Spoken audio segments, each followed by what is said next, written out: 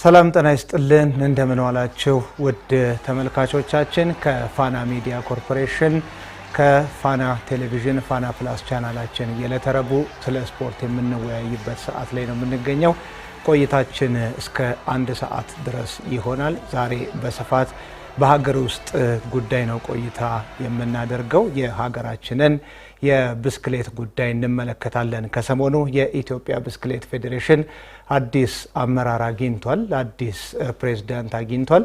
ከአዲሱ ፕሬዝዳንታችን ጋር ቆይታ እናደርጋለን። ከእንግዳ ጋር የሚኖር ቆይታ ነው የሚኖረን ማለት ነው። በአጠቃላይ የሀገራችን የብስክሌት ስፖርት ላይ የወደፊት ተስፋዎቹ ላይ እንዲሁ ወደፊት ሊሰሩ በአዲሱ አመራር በታቀዱ እቅዶች ላይ ሰፋ ያለ ቆይታን እናደርጋለን። እስከ 1 ሰዓት ድረስ በሚኖረን ቆይታ እንግዲህ ከእንግዳችን ጋር በዚህ መልኩ ቆይታ የምናደርግ ነው የሚሆነው። ካፍታ በኋላ ስንመለስ በቀጥታ ወደ ጉዳያችን እንገባለን።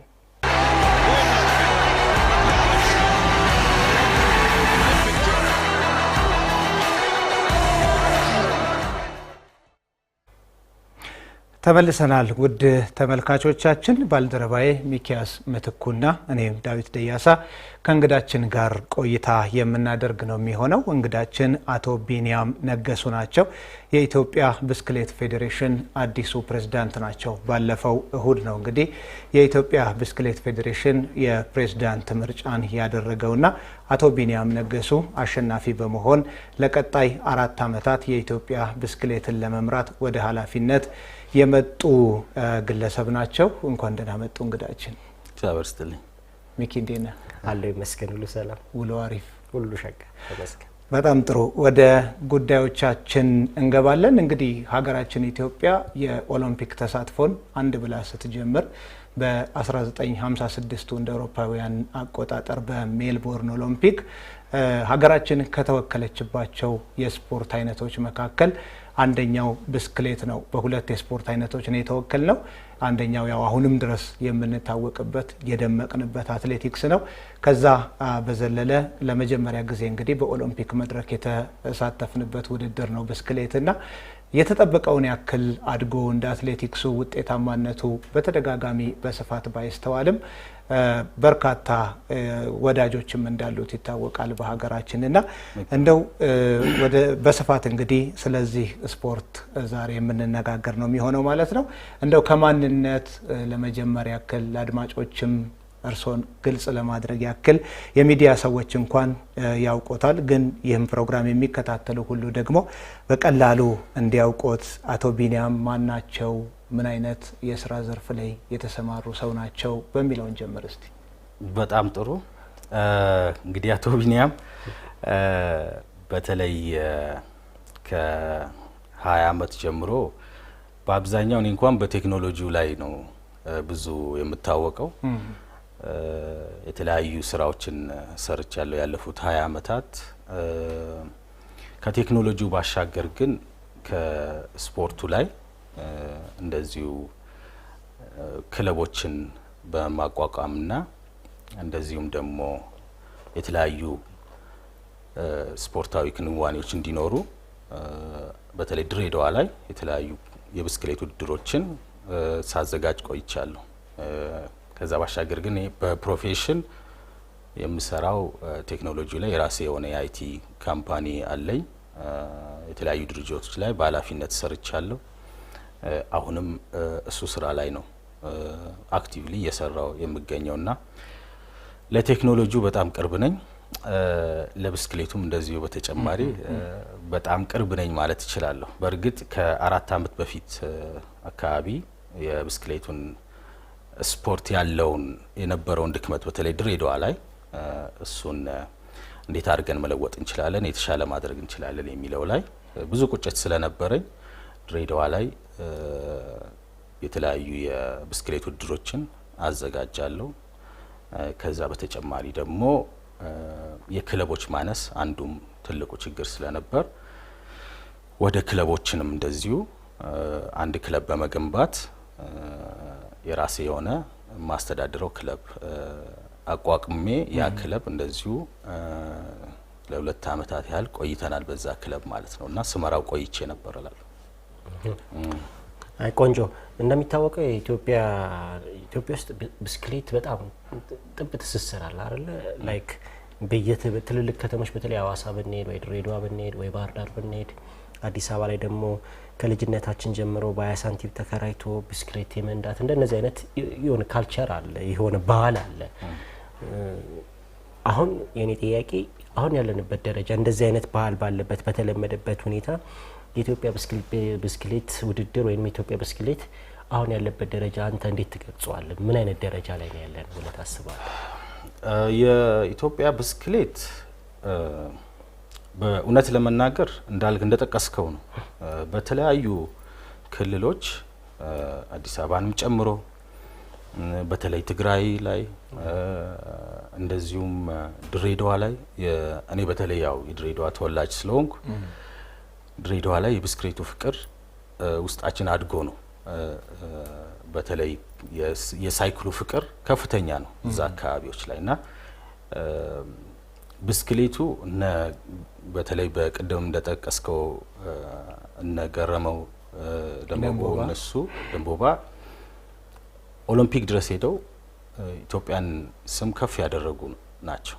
ፍቅሩ በጣም ረጅም ጊዜ ነው የስፖርቱ ፍቅርና አሁን ላይ የተሰሩ ስራዎች ነበሩ። እኛም ድሬዳዋ ላይ ባረግነው እንቅስቃሴ ስፖርቱ በጣም የመነቃቃት ደረጃ ላይ ደርሷል። እውነት ለመናገር የተሻለ ደረጃ ላይም እየመጣ ነው።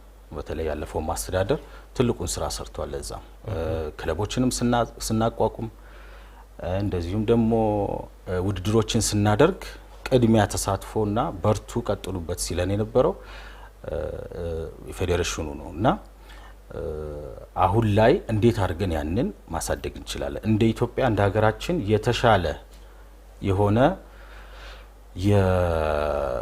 የስፖርት ወጣቶችን የምናፈራበት እንደዚሁም ደግሞ የተሻለ ክለብ እንዲኖረን የተሻሉ ተወዳዳሪዎች እንዲኖሩን እና ብዙ ውድድሮች እንዲኖሩ መስራት ላይ ነው ትኩረት የምናደርገው። ስለዚህ ያለው ደረጃ ጥሩ ነው፣ ጥሩ እየሄደ ነው።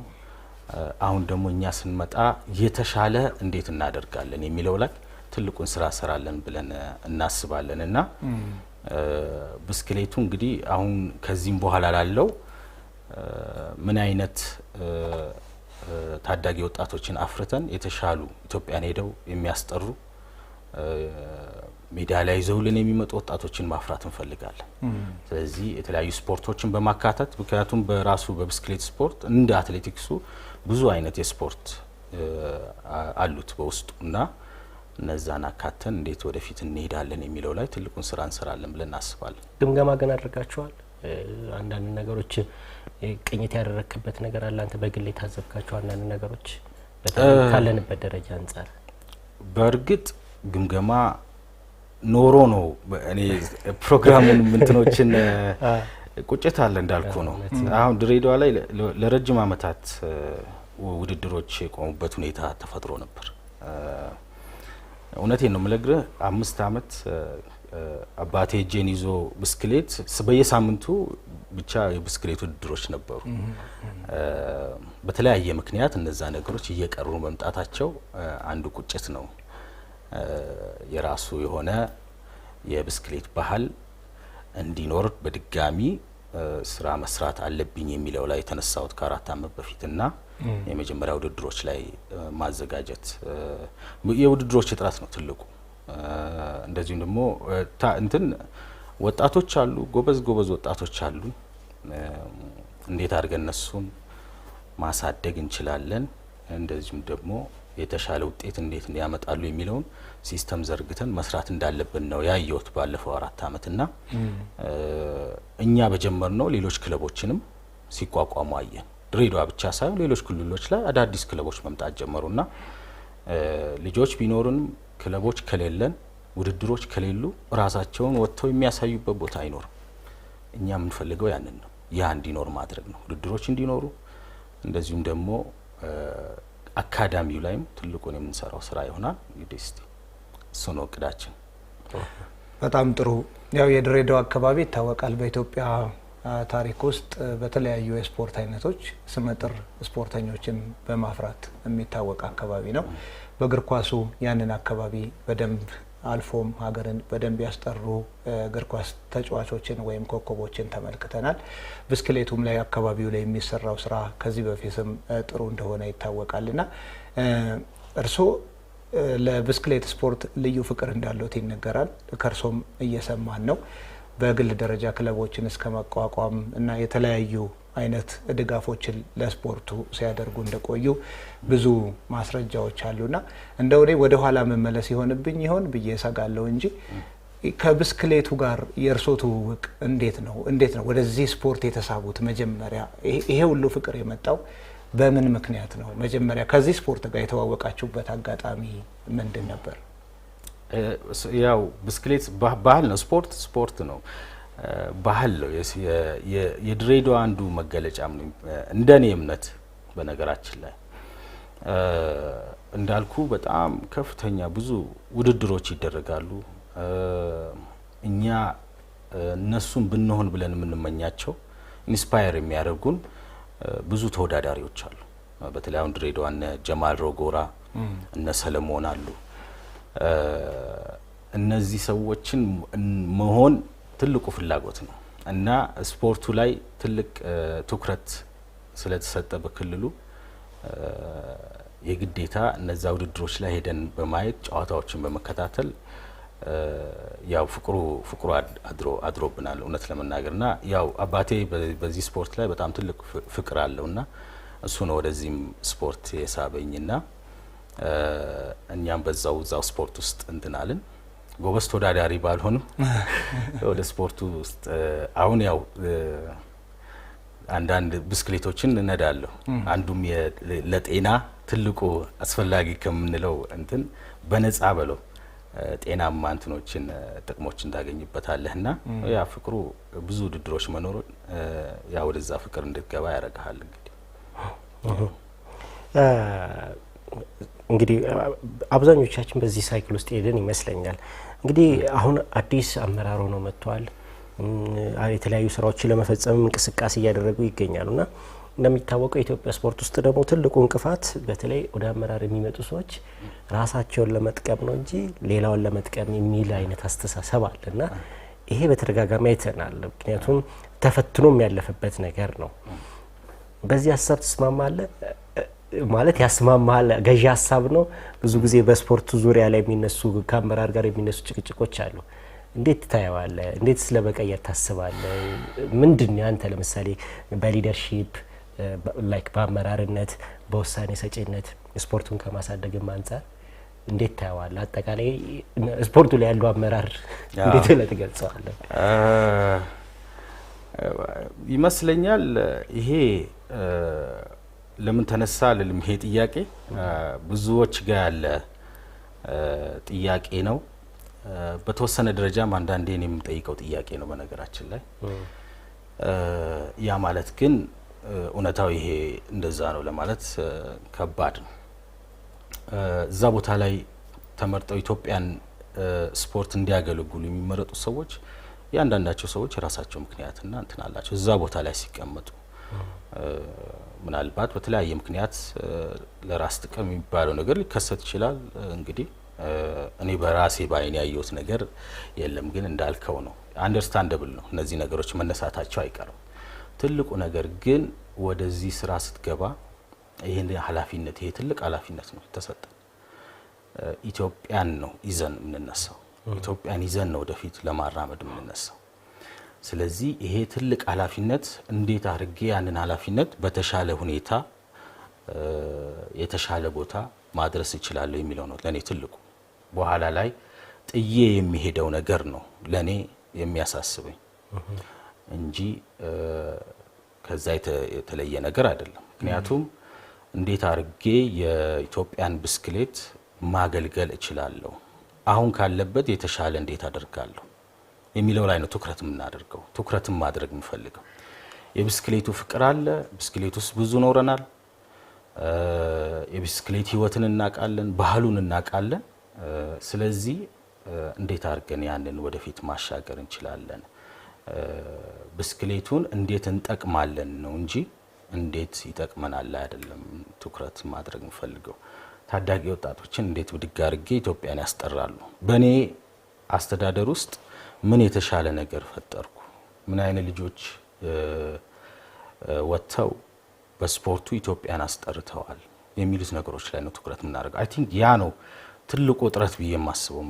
በዚህ ሌሎችም ስፖርቶች አንዳንድ ስፖርቶች ላይም የምመለከታቸውና ኢትዮጵያን ሄደው አስጠርተው ወደ ሀገራቸው የሚመለሱ ሰዎችን ልጆችን ነው መፍጠር እንፈልገውና ያንን ለማድረግ መጀመሪያ ኃላፊነት አክሴፕት አድርገን ወስደን መነሳት አለብን ብዬ አስባለሁና እንደዚህ አይነት ጥያቄዎች ይነሳሉ። ያ ማለት ግን ያው በስራችን ይለካናል ይመስለኛል። አሁን በሚቀጥሉት 4 አመታትም ምን ሰራው የሚለውን እንግዲህ ሰርቼ ማሳየት ፈልጋለሁ። እንደ አትሌቲክሱ ደፍሬ መናገር ስለምፈልግ ነው። እንደ አትሌቲክሱ አትሊስት የተሻለ ስፖርተኛ እንዲኖር ኢትዮጵያን የሚወክል ስፖርተኛ እንዲኖር እና ሌሎች ታዳጊ ወጣቶችን ኢንስፓየር የሚያደርጉ እንደሱ መሆን ፈልጋለሁ የሚሉ ልጆችን ማፍራት ላይ ትልቁን ስራ ሰራለሁ ብዬ አስባለሁና መጥቀም ነው የምፈልገው። ስፖርቱን ማገልገል ነው የምፈልገው እንጂ በስፖርቱ ማገኘው ጥቅም ያን ያህል አያሳስበኝም። ለኔ አሁን ላይ በተለያየ ሊደርሺፕ ውስጥ አልፍ ያለው የተለያዩ ድርጅቶችን መስርቻለሁ፣ የተለያዩ ድርጅቶችን አስተዳድር ያለው። ስለዚህ ይሄኛው ኃላፊነት ትልቁ ቦታ የሚይዝ ነው ለኔ። የኢትዮጵያን ስም ነው ይዘን የምንሄደውና እዛ ላይ የተሻለ ስራ ሰርቼ ማሳየት ፈልጋለሁና ይሄን ቁጭቴን አሁን አትሊስት በተሰጠኝ ኃላፊነት የተሻለች በብስክሌት የምትታወቅ ሀገር መፍጠር ነው ፈልገው። እዚህ ጋር ወደ ዴቭ ጋር እመጣለሁ። እዚህ ጋር አያይዤ አንድ ጥያቄ ልጠይቅ። በአመራርነት ደረጃ ላይ ሲቀመጥ የተዘረዘሩ እቅዶች ያስፈልጋሉ ወይም ደግሞ ስትራቴጂያዊ እቅዶች ይታቀዳሉ? መዳረሻው ምን እንደሆነ ይታለማሉ? ብዙ ጊዜ በስፖርቱማ በተለይ በእኛ ሀገር ደግሞ ስፖርቱ ላይ ይሄ ክፍተት ይታያል። ስፖርቱ ላይ ይመጣና ቦታው ይያዛል። ከዛ በኋላ ምንድነው የምሰራው የሚለው ነገር በግልጽ በጉል አይታይም። ይሄ ማለት ለምሳሌ ታዳጊዎች ልማት ሊሆን ይችላል ወይም በሌሎች ሊሆን ይችላል።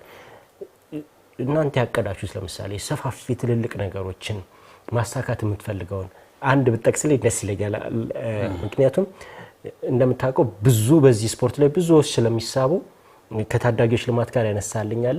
ሌሎችንም ለምሳሌ የውድድር እድል ከማስፋት ሌሎችን ነገሮችን ከማድረግ አንፃር ምን አይነት እቅዶች፣ ምን አይነት ሀሳቦች፣ ምን አይነት አላማዎች አላችሁ? በአመራር ሰጪነትስ ምን አይነት ሚና እንዲኖር ትፈልጋለህ? ያው እቅዶችን ሁሉንም ዝርዝሬ አልጨርሰውም። እሱ ልክ ነው። አንድ ነው ያልኩት እኔ ራሴ። እሺ መልካም። ምንድነው ትልቁ ነገር ጠቅሰዋል። እቅዶች ይወጣሉ። ያው በተቻለ አቅም እነዛን እቅዶች ለማሳካት ጥረት ይደረጋል። እንዳልኩ ነው የብዙ አይ ቲንክ ያ ብዙ ቦታ መስራቴ አንዱ ትልቁ ልምድ አለኝ ብዬ አስባለሁ። ብዙ ድርጅቶች ውስጥ መስራት፣ ብዙ ድርጅቶችን ማስተዳደር ላይና ቴክኖሎጂው ጋር አብሮ መኖር አንዱ የሰጠኝ ትልቁ ሲስተም መዘርጋት ነው። ብስክሌቱን ያኔም ቢሆን ስጀምርም የተለያዩ የብስክሌት ውድድሮችንም ስናደርግ እንዴት አድርገን ነው ኢኮሲስተሙን ማስተካከል የሚገባን የሚለው ላይ ትልቁ ጥያቄ የሚያድርብኝ ነገር ነበርና አንዱ ትልቁ ሰራዋለሁ እቅዱን አሳካለሁ ብዬ የማስበው በተለይ ሲስተም ላይ ትልቁን ስራ እንሰራለን ብለን እናስባለን። ምክንያቱም አሁን ላይ ያለውን ማዳመጥ ነው። እንግዲህ አሁን ምን አለ የሚለውን እናዳምጣለን፣ ምን ተሰራ የሚለውን እንገመግማለን።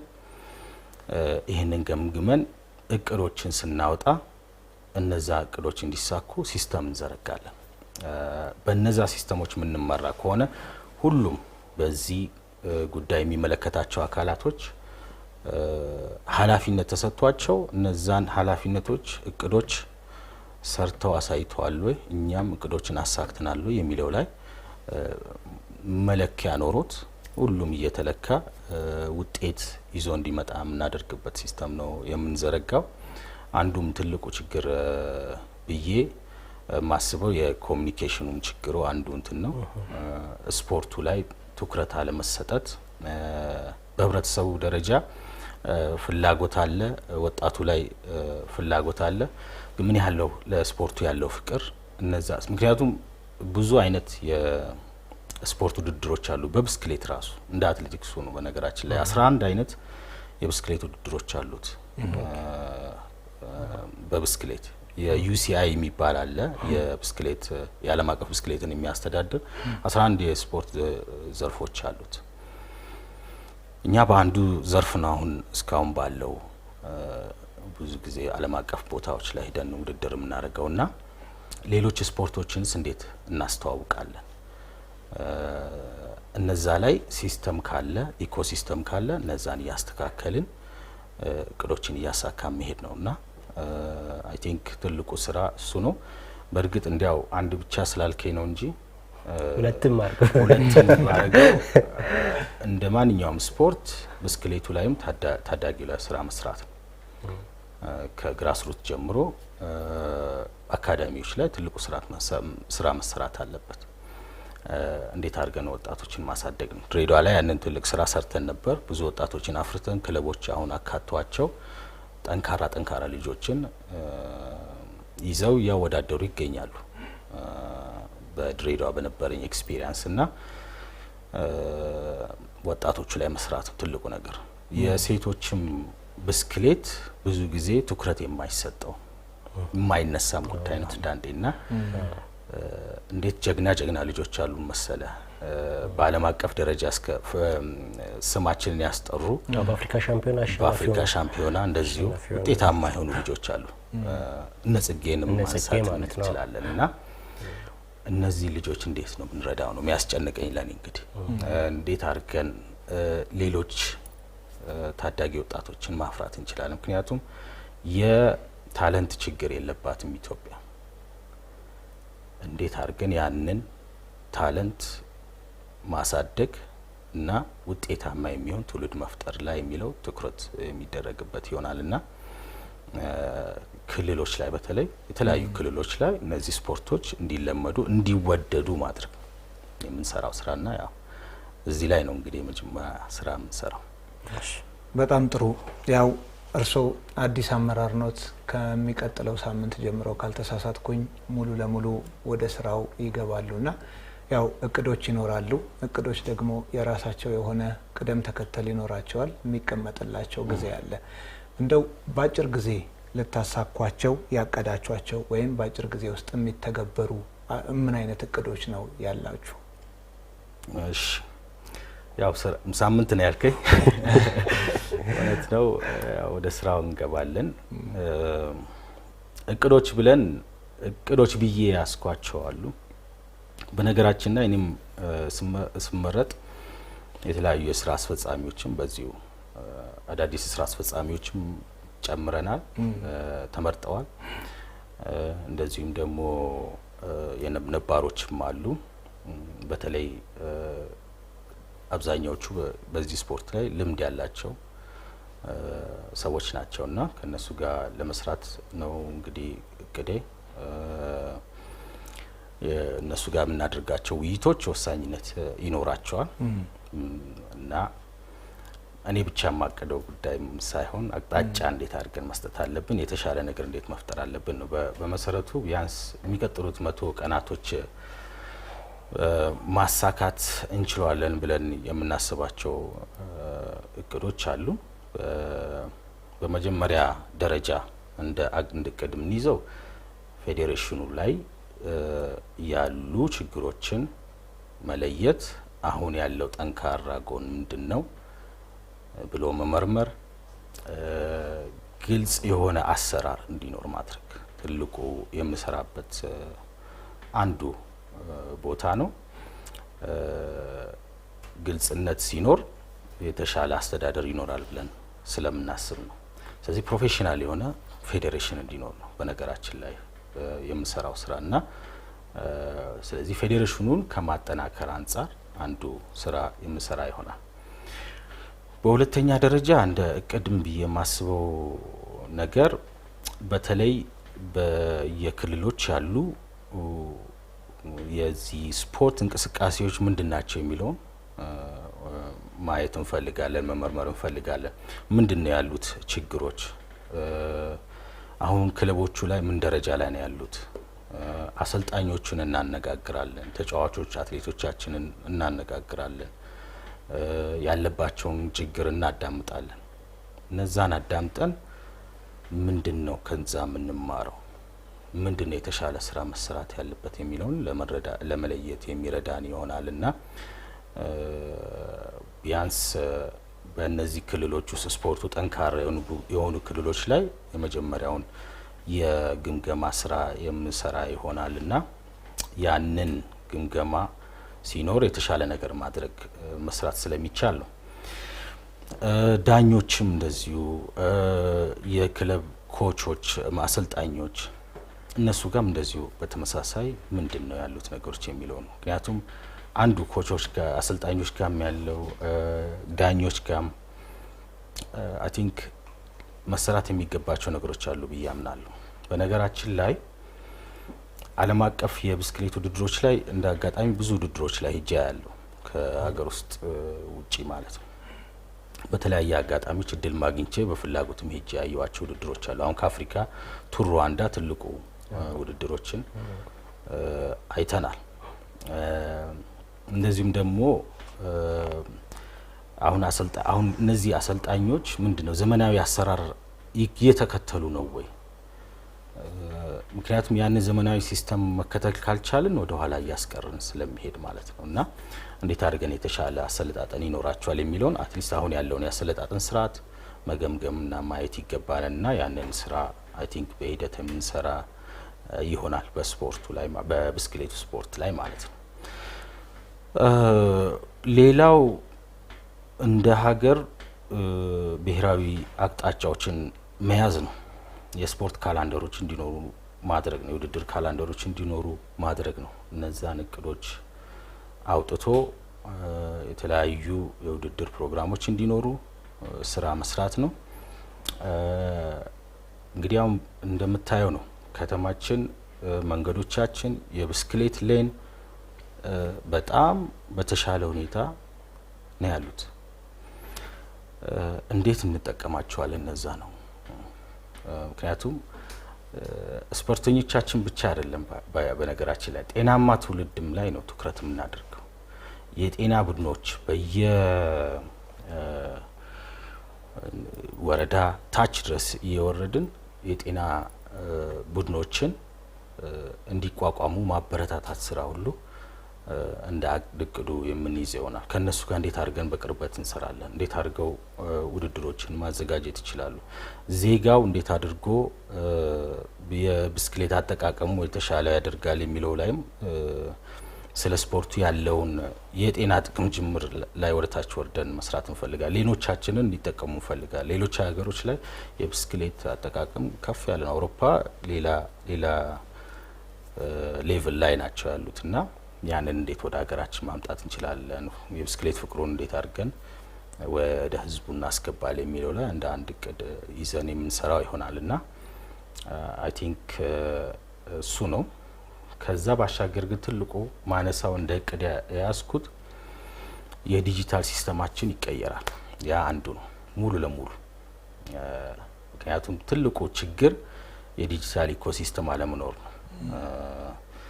የዌብሳይት ስለ ፌዴሬሽኑ ዌብሳይት ምንድን ነው? ፌዴሬሽኑ የሰራው ስራ ታሪኩ ምንድን ነው? በብስክሌት ኢትዮጵያ ምን ታሪክ አላት? ኢትዮጵያዊም አሁን ያለው አዲሱ ትውልድም በዲጂታል ሲስተሙ ተጠቅሞ እነዚህን ሰዎች ታሪክ እንዲያገኝ የምናስችልበት በስፖርቱ ላይ የተጫዋቾቻችን፣ የኮቾቻችን፣ የዳኞች የተጫዋቾች ፕሮፋይል፣ የአትሌቶች ፕሮፋይል በሲስተም ተመዝግቦ እያንዳንዱን ከአሰለጣጠን ሁኔታ ጀምሮ በሲስተም የተካተተ እንዲሆን እንፈልጋለን። ለምንድነው ይሄ? ከሌሎች ዓለማቶች ጋር እኩል መጓዝ አለብን። ወደ ኋላ መቅረት የለብንም። አይ ቲንክ በተወሰነ ደረጃ ሌሎች ስፖርቶች ላይም እንደ ችግር የማያቸው ነገሮች ናቸው። ምክንያቱም አሁን ላይ በአርቲፊሻል ኢንቴሊጀንስ መተዋወቅ ምክንያት አሰልጣኞችን በጣም እያገዘ ይገኛል። ሌሎች ዓለሞች በሰፊው እየተጠቀሙት ነው። ምን ያለው የትሬኒንግ ስራ መሰራት ያለበት፣ ምን አይነት ምግብ መመገብ አለበት፣ አንድ ሰው መቼ ነው ማረፍ ያለበት፣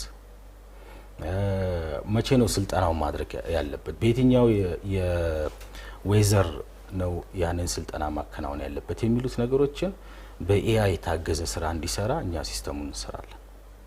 በቴክኖሎጂ ችግር የለብንም። ስለዚህ ፌዴሬሽኑ አይ ቲንክ ሌሎችም ፌዴሬሽኖች ምሳሌ የሚሆን ትልቅ ስራ እንሰራለን ብለን እናስባለን እና አትሌቶቻችን ያ ችግር ሳይኖርባቸው ዘመናዊ አሰራር፣ ዘመናዊ የስልጠና ሂደት፣ የዘመኑ ክለቦችን ማፍራት የሚለው ላይ በእነዚህ ሲስተሞች ተከትለን እናቋቁማለን። እንግዲህ ይሄ ነው እቅዳችን። መልካም እንግዲህ ሰፋ ያለ ማብራሪያ እየሰጡን ነው። እቅዶቻችሁ ላይ በጣም የሚያስደንቁ እቅዶች አሏችሁ። ቅድም ካነሳችሁ ጉዳዮች መካከል በጣም ለኔ አንደኛው ከሳቢኝ ጉዳዮች መካከል ስለ ውድድሮች አንስተዋል እና ኢትዮጵያ ውስጥ ትልልቅ ውድድሮች አንዳንዶቹ በበጀት ምክንያት ያልተሳተፍንባቸው አሉ። ከተሳተፍንም ደግሞ በጣም ጥቂት ተወዳዳሪዎችን ይዘን ነው የምንሳተፈው። ምክንያቱ ምንድን ነው? የበጀት ነው ወይንስ የሌላ ችግር ነው? ፕላስ ደግሞ አንተ አሁን አዲስ አመራር ነው ይዘህ የምትመጣው። ከዚህ በፊት የነበሩትን ችግሮችን ለማየት ለመለየት ጥረት እያደረክ ነው። ይሄ ከመንግስት ጥገኝነት ወጥቶ ስፖርቱ ራሱን የቻለስ እንዲሆን ምን አይነት ሀሳብ አላችሁ? ያ ነው እንግዲህ አንዱ ልምዶኔ ስፖርቱ ላይ በተለይ ከ4 አመት በፊት ስንጀምረው ስፖርቱ ቀላል አይደለም እውነት ለመናገር። አሁን ያለፉት አመራሮች ስፖርቱን እዚህ አሁን ላይ ያለው እንኳን ለማድረስ የሄዱበት እና የደከሙበትን ሁኔታ መገመት አያቅትም። እውነት ለመናገር በጣም ወጪ የሚጠይቅ የስፖርት አካል ነው። በነገራችን ላይ አንድ ብስክሌት የውድድር ብስክሌት ከ500 ሺህ ብር እስከ 3 ሚሊዮን ብር ድረስ ነው በዋጋ ራሱ የሚያወጡት። አንዳንድ ችግሮች አሉ፣ እውነት ነው። እኛ ትልቁ እነዚህ አይነት ችግሮች እንዳይኖሩ በአብዛኛው የምንሰራው አጋሮች ላይ ነው ትኩረት አድርገን የምንሰራው። አጋር ድርጅቶች እንዴት አብረን መስራት እንችላለን የሚለውን ውድድሮችን በማስተዋወቅ እነዛ ውድድሮችን በተለያዩ ክልሎች፣ በአዲስ አበባ ከተማ እነዛ ውድድሮች እንዲደረጉ ማመቻቸት ነው። ያንን ለማድረግ ክለቦቻችንን ማጠንከር ይገባናል። ጠንካራ ክለብ እንደዚሁ ደግሞ በርካታ ተጫዋቾችን ማሰለፍ የሚችል ክለቦች እንዲኖሩ ማድረግ ነው። እነዛ ሲኖሩ ህዝቡም የስፖርቱ ፍቅር ሲያድርበት፣ ውድድሮች ሲኖሩ በዛውን ያህል አጋሮች ወደኛ ይመጣሉ ብለን እናስባለን። ከተለያየ የግል ድርጅቶች ጋር ከመንግስት ጋር ጭምር የመንግስት መስሪያ ቤቶች ጋር በጋራ የምንሰራበትን አቅጣጫ ይዘን እንነሳለን። አይቼዋለሁ። እኔም በግሌ ስፖርቱን አዘጋጅቻለሁ። ያለፉት 3 አመታት ምንድናቸው ያሉ ችግሮችን የሚለውን ለይቼ አውጥቻለሁ። እነዛን ችግሮች እንዴት አድርገን ቀርፈን ከነዚህ ተቋማት ጋር በጋራ እንሰራለን የሚለውን ትልቁ እንግዲህ አንዱ እንደ ቅድ ምን ይዘው ነው እና አጋር ነው እንግዲህ ትልቁ ነገር። በስፖርቱ ላይ ብዙ ፍቅሩ ያላቸው ሰዎች አሉ። በነገራችን ላይ በዚሁ አጋጣሚ በተለያየ ሙያ ዘርፍ ያሉም ይሆናሉ። ፍቅሩ ያላቸው ሰዎች ወደኛ መጥተው ለማገዝ የሚፈልጉ በራችን ክፍት ነው። ይሄን እንደዚህ አይነት እውቀት አለኝ፣ ይሄን ያህል ማገዝ ፈልጋለሁ የሚሉ ሰዎችን ኑ ብለን እንጋብዛለን። በጋራ እንሰራለን ብለን እናስባለን። ዴቭን ሊያዘው ደጋሚ ብዙ ድጋፍ ሳይደረግላቸው ትልልቅ ውድድሮች ላይ የሚሳተፉ አትሌቶችን እያገኘን ነው። ኪጋሊ ላይ ተደርጎ በነበረው ውድድር ላይ እንደነ ጽጌ የመሳሰሉ ወጣት አትሌቶች በተሻለ መልኩ ውድድር ሲያደርጉ ተመልክተናል እና እንደነዚህ አይነት ነገር ይበልጥ ተሳታፊ ለማድረግ ይበልጥ እነዚህን ወጣት ተወዳዳሪዎች ይበልጥ በተሻለ ደረጃ ለማብቃት እንዲሁም ደግሞ የእናንተን እገዛ የሚፈልጉበት ከዚህ በፊት ምን ይነሳ ነበር? ለምሳሌ ሳይክል ጉዳይ ቅድም ስላነሳው ስለሳበኝ ነው። ሳይክል ጥራት የሌለው ሳይክል ይዘው ነው ተወዳድረው ለዚህ ደረጃ የበቁት እና አንተ ይሄን ስታየው ምን ተሰማ? ፕላስ ደግሞ እንደው ልጆቹ እገዛ ቢደረግላቸው የት ይደርሳሉ የሚለው ነገር በቀጣይ እንደነዚህ አይነት ነገሮች ላይ ለመስራት ትኩረታችሁ ቅድም ነካክተው ነበረ። አሁን ደግሞ ፖቴንሻል ያላቸውን ኤሪያዎች ለይታችኋል የሚለውን ነገር ብትጠቅስልኝ ደስ ይለኛል። ይሄ ነው ስራው እንግዲህ የተሰጠኝ ኃላፊነት ይሄን ችግር መቅረፍ ነው ብዬ አስባለሁ። አሉ ችግሮች ብዙ ተጫዋቾችን አትሌቶችን ማናሳትፍባቸው ምክንያቶች አሉ። ፌዴሬሽኑ በራሱን በአቅም መገንባት ላይ ነው እንግዲህ ትልቁን ስራ የምንሰራው አቅም እንዲኖረውና እነዚህን የለያቸውን ችግሮች መቅረፍ ላይ ትልቁን ስራ እንሰራለን። ትጥቆች ላይም በጣም እንትን ችግር አለ። በነገራችን ሳይክል ከባድ ውድድር ነው። በቀላሉ ጉዳት ሊያደርስ ይችላል፣ ያጋጥማል። አንዴ በሰዓት ከ80 ኪሎ ሜትር በላይ ይነዳል በብስክሌት። በዛን ሰዓትም ጉዳት ቢደርስ ከባድ ነውና የተሟላ ትጥቅ ያስፈልጋል እና ዓለም አቀፍ ደረጃ ይህን ስፖርቱን ለማገዝ የሚፈልጉ ብዙ እንትኖች አሉ። እኔ ባሳለፍኩት 4 አመታት ከውጭ ካሉ ድርጅቶች ጋር የሄልሜት አምራቾች፣ የአልባሳት አምራቾች ጋር በተለያየ ምክንያት ግንኙነት አረግ ነበር። እንዲያም ድሬዳዋ ያሉ ክለቦች ጋር እገዛ አድርገዋል። እነዛ ክለቦች እነዛ አምራቾች የልብስ አምራቾች ከጫማ ጀምሮ የራሱ አይነት ጫማ ያስፈልጋል የብስክሌት እና እነዚህ ላይ እንግዲህ የኮሚኒኬሽን እና አብረው ሊሰሩ የሚችሉ በአብዛኛው የብስክሌት ክለቦች አይተ ከሆነ የውጭ ሀገርም በስማቸው አይጠሩም። በነገራችን ላይ ብዙ ሰው ማያውቀው ይሆናል። አሁን ለምሳሌ ታዋቂው የዩኤኢ ክለብ ነው። ዩኤኢ ኤሚሬትስ ተብሎ ነው የድርጅቶች ማስታወቂያ ነው። በአብዛኛው ስማቸው የሚጠራው በማስታወቂያው ድርጅት ነው። ሌሎችም ክለቦች አሉ። አልፋ ሲንግ ዱኮኒክ የሚባለው አሁን የሻምፖ አምራች ነው። ዋናው ምንድነው የድርጅቶች እገዛ ያስፈልገዋል ብስክሌቱ። ምክንያቱም በጣም በማቴሪያል ከፍተኛ ወጪ የሚያስወጣ ስለሆነ ከብስክሌቱ ጀምሮ እና ለዛም ነው ድርጅቶች እኛም እዚህ ኢትዮጵያ ውስጥ እነዚህን ክለቦች ስናቋቁም የአጋሮች እንትን ትኩረት አድርገን የምንሰራበት ለዛ ነውና ሳይክሎች በጣም ውድ ናቸውንም ጥያቄ የለውም። ከሳይክል ይለያል፣ ግን ያው እንወጣዋለን። ጥረታችን ይቀጥላል። ከፋና ሚዲያ ኮርፖሬሽን ከፋና ቴሌቪዥን ፋና ፕላስ ቻናላችን ቆይታችን እንደቀጠለ ነው። የዕለተ ረቡዕ የስፖርት ውይይት ሰዓታችን ዛሬ እንግዲህ አዲስ ከተመረጡት የኢትዮጵያ ብስክሌት ፌዴሬሽን ፕሬዝዳንት ከአቶ ቢኒያም ነገሱ ጋር ነው ቆይታ እያደረግን የምንገኘው። ቆይታችን በዚህ አላበቃም። በርካታ የምናነሳቸው ጉዳዮች ይኖሩናል። እስከ መጨረሻው ሰዓት ድረስ ከኛ ጋር እንድትቆዩ እንጠይቃችኋለን። ከመልእክቶች በኋላ ስንመለስ ወደ ሌሎች ጉዳዮች እንሄዳለን።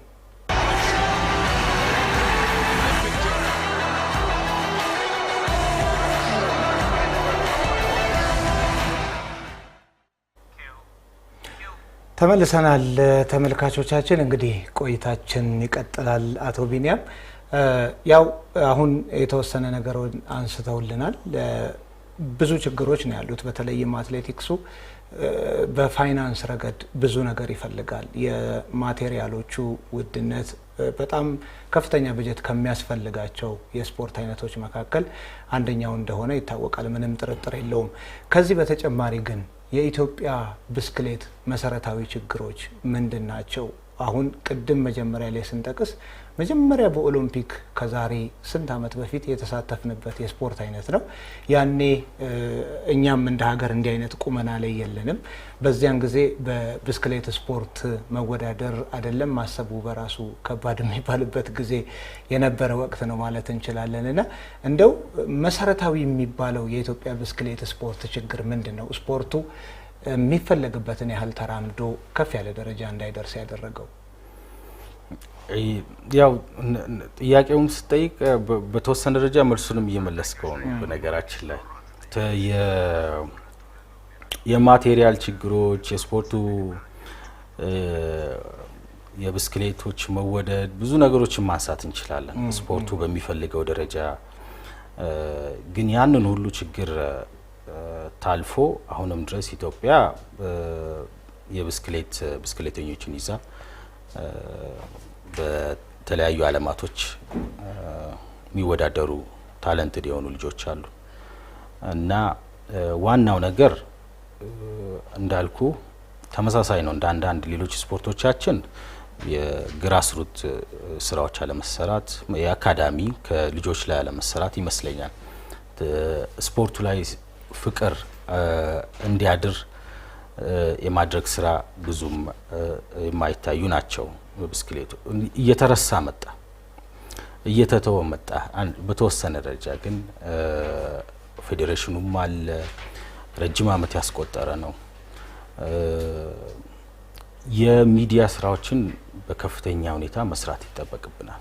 ውድድሮቻችን አንዳንዴ ያው ሚዲያዎች ከቨር የማያደርጉበት ሁኔታ ይከሰታል በተወሰነ ደረጃ እና ስፖርቱ ላይ ውድድሮች ካሉ በእርግጥ እነዛን ውድድሮች እንዲካሄዱና እንዲታዩ ማድረግ ነው ዋናው።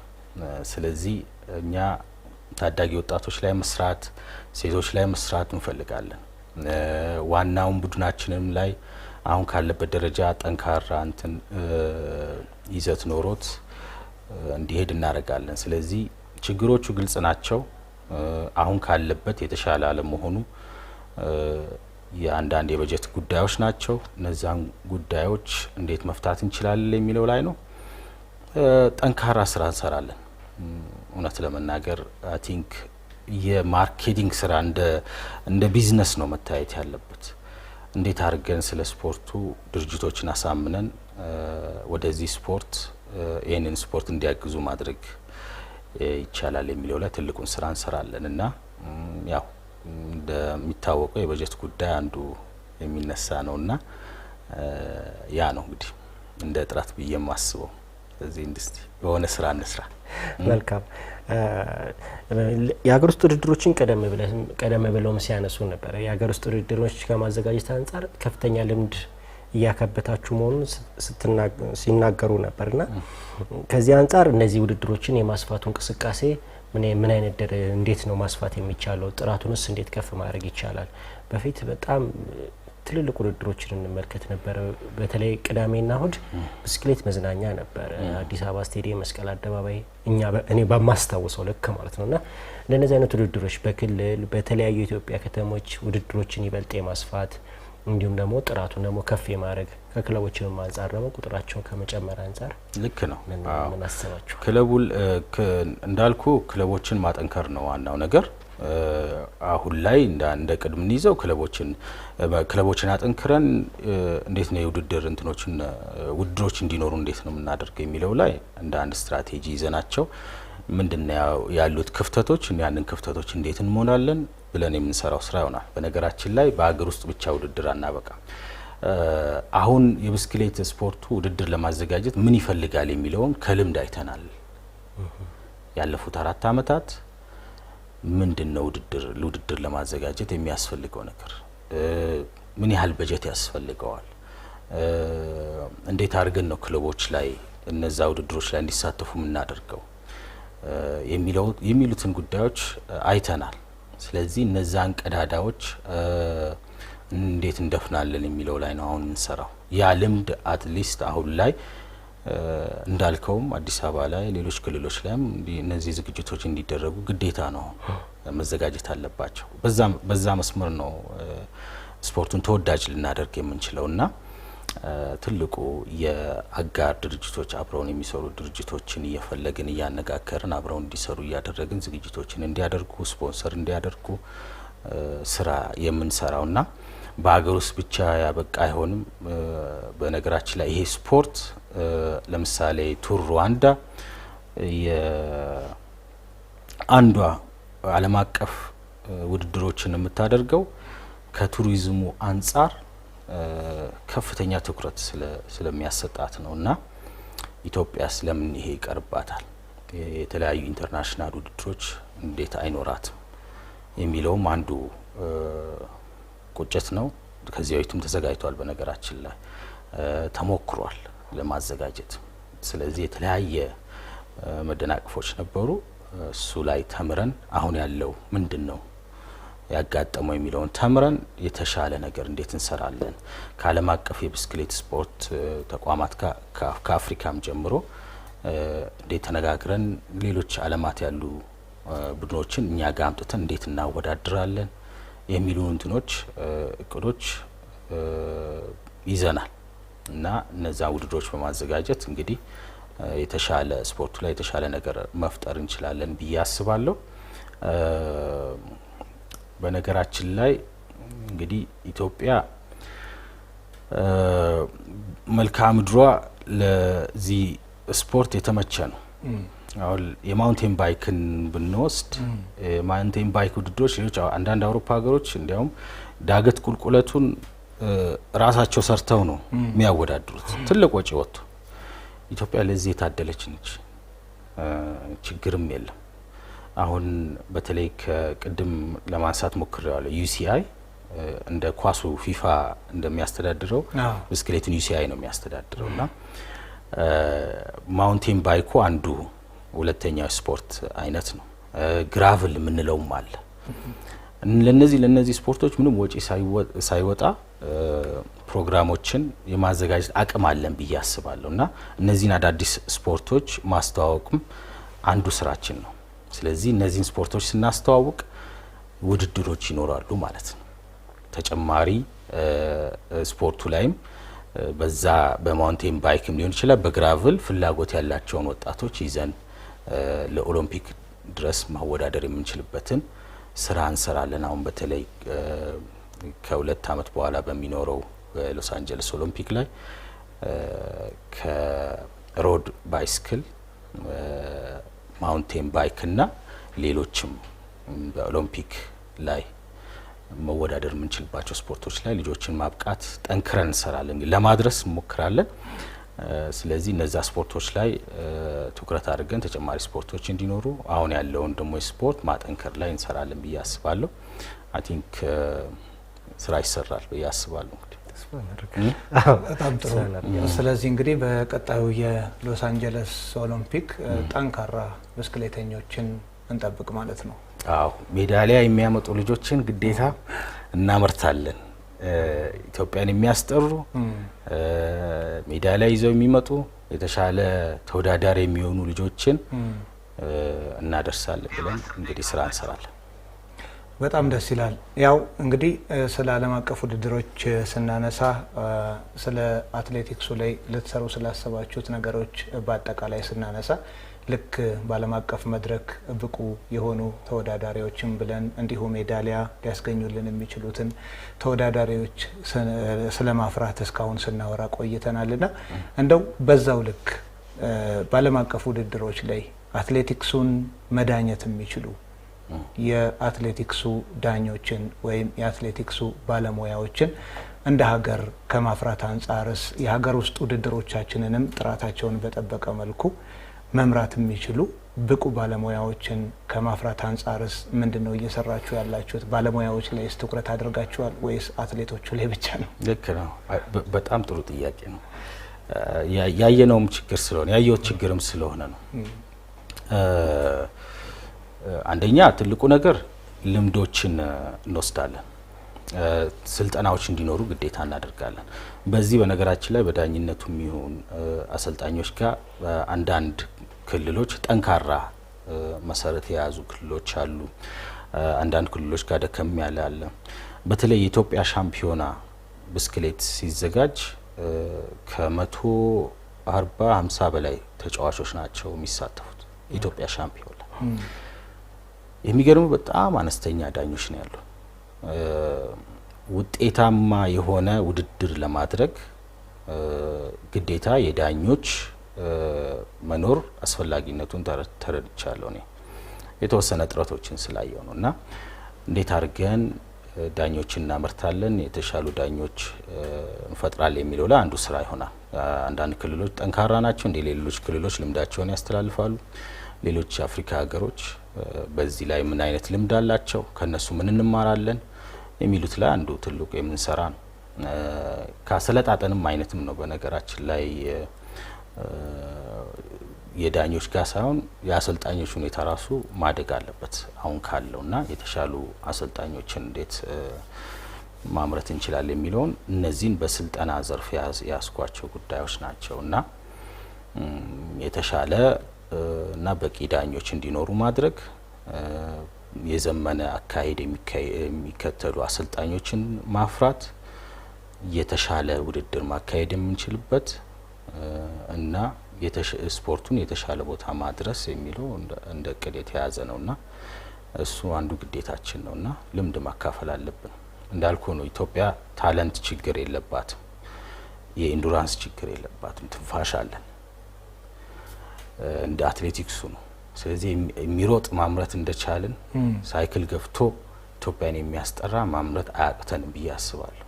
ስለዚህ ያንን ስፖርተኛ የሚያግዙ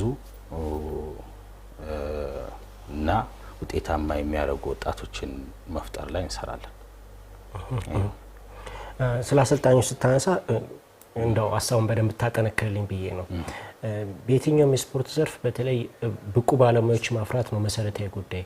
ብቁ ባለሙያዎች ባፈራን ቁጥር ብቁ ተወዳዳሪዎችን እንደምናፈራ ምንም ጥያቄ የለውም እና ይሄንን እነዚህ ብስክሌት አሰልጣኞችን ባለሙያዎችን ኖቶሪ አሰልጣኝ ብቻ ሌሎችንም በዚህ ዘርፍ ያሉትን በተለይ በእኛ ሀገር አስቻይ ሁኔታዎች ያሉ ላይክ ለማሰልጠን የሚመቹ ቦታዎች፣ አሰልጣኞች ማለት አሰልጣኞች እንደነዚህ አይነት ባለሙያዎች በስፋት ይገኛሉ ወይንስ በምን አይነት መንገድ ነው ይበልጥ እነሱን ብቁ ለማድረግ ያሰባችሁት?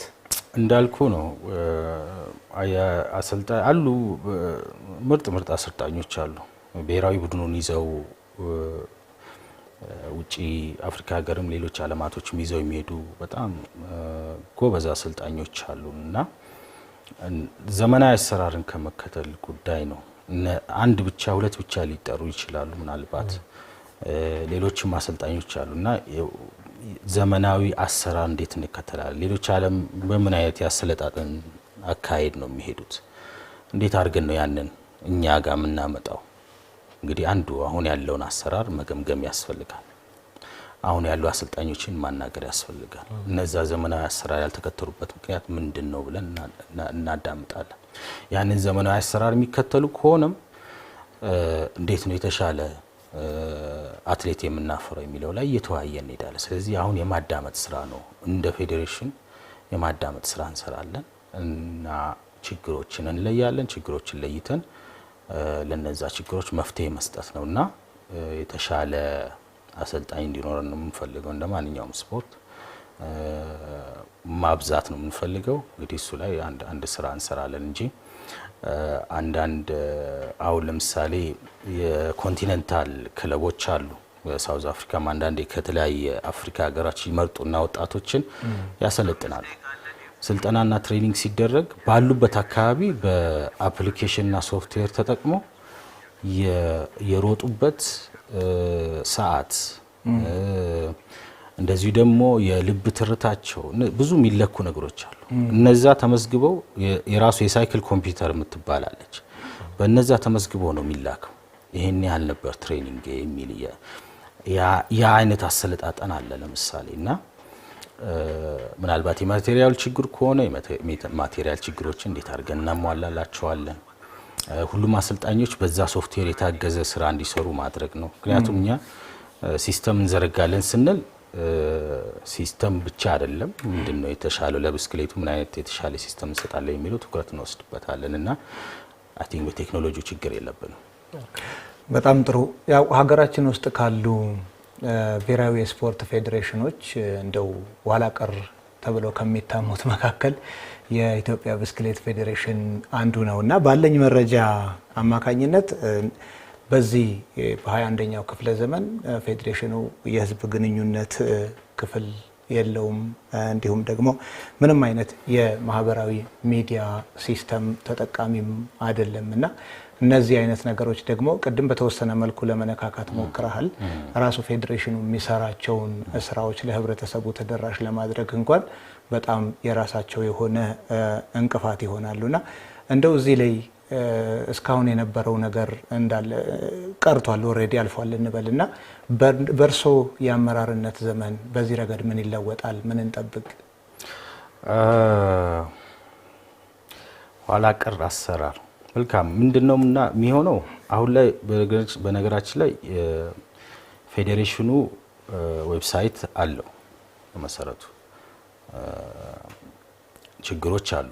ሶሻል ሚዲያ ወይ ማህበራዊ ሚዲያ ላይ የሚያደርገው እንቅስቃሴ የሚፈለግ ደረጃ ነው ብዬ አላምንም። እኔም አሉ እነዛን ችግሮች እናምናለን። አይቼዋለሁም እኔ ከሙያው ላይም ስላለው እንዴት ነው በተሻለ ሁኔታ የሚሰራው? ችግር የለም። ከዚህ በኋላ ዌብሳይቱን በተመለከተ ያለፈው ማስተዳደር ዌብሳይቶችን አዘጋጅቶ ስለ ብስክሌቱ በተወሰነ ደረጃ እነዛ ሲስተሞች እንዲኖሩ አድርጓል። ግን ምን ያህል ነው የአጥጋቢ ነው የሚለውን እንዳልከው ምናልባት አጥጋቢ ላይሆን ይችላል፣ የሚያስደስት ላይሆን ይችላል። በቴክኖሎጂ ምስጋና ይግባው እኔም ሙያ ውስጥ ነው ያለሁት። ስለዚህ ከዚህ በኋላ በዌብሳይት ስለ ብስክሌቱ ብቻ ሳይሆን አትሌቶቻችን ድረስ ቁመታቸው ስንት ነው፣ ክብደታቸው ስንት ነው፣ ምን ያህል ትሬኒንግ ሰርተዋል፣ እነዚህን ሁሉ ፕሮፋይላቸውን የሚይዝ በፌዴሬሽን ውስጥ ደግሞ የራሱ ኢንተርናል ሲስተም ኖሮት ሁሉም የሚለካበት የዲጂታል አገልግሎት ይኖረናል።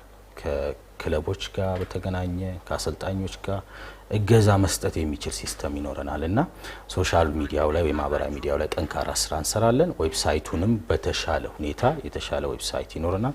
ስለዚህ ስለ ማንኛውም ተጫዋች ስላለው አሁን ላይ ስለ ስፖርት ያለውን ሁኔታ ማወቅ የሚፈልግ ማንኛውም ኢትዮጵያዊ ወይም ደግሞ በውጭ ሀገር ያለ ሰው እንዲያገኝ እናደርጋለን። ልክ ነው፣ ችግር አለ። አሁን ለምሳሌ ስለ ኢትዮጵያ የብስክሌት ስፖርት ውጭ ሀገር ያሉ ሰዎች አንዳንድ ጥያቄዎች ይጠይቃሉ። አሁን ምን ያህል ክለቦች አሉ? እስቲ ክለቦች ዌብሳይት ይባላል። የፌዴሬሽን ውስጥ ያሉ አሁን ነጥቦች የተጫዋቾቹ ከዚህ በፊት ያስመዘግቧቸው ውጤቶች እነዚህ ለማግኘት የሚቸገርበት ሁኔታ አለ እና መረጃ ሲያገኝ ነው አጋሮች የሚመጡት። እናግዝ ብለው የሚመጡ ሰዎች መረጃ ሲያገኙ ነው እንዳልኩ። በጣም ጥሩ። አቶ ቢኒያም ነገሱ አዲሱ የኢትዮጵያ ብስክሌት ፌዴሬሽን ፕሬዝዳንት ስቱዲዮ ድረስ መጥተው ሰፋ ያለ ማብራሪያ ስላደረሱን እጅግ አድርገን ነው የምናመሰግነው። ተመልካቾቻችን የዛሬ የዕለተ ረቡዕ የስፖርት ውይይት ሰዓታችን እስካሁን ያደመጣችሁትን ይመስል ነበር። በዕለተ አርብ በተመሳሳይ እንገናኛለን። ሚኪያስ ምትኩ፣ ዳዊት ደያሳና እንግዳችን አቶ ቢኒያም ነገሱ ቆይታን አድርገናል። መልካም ምሽት።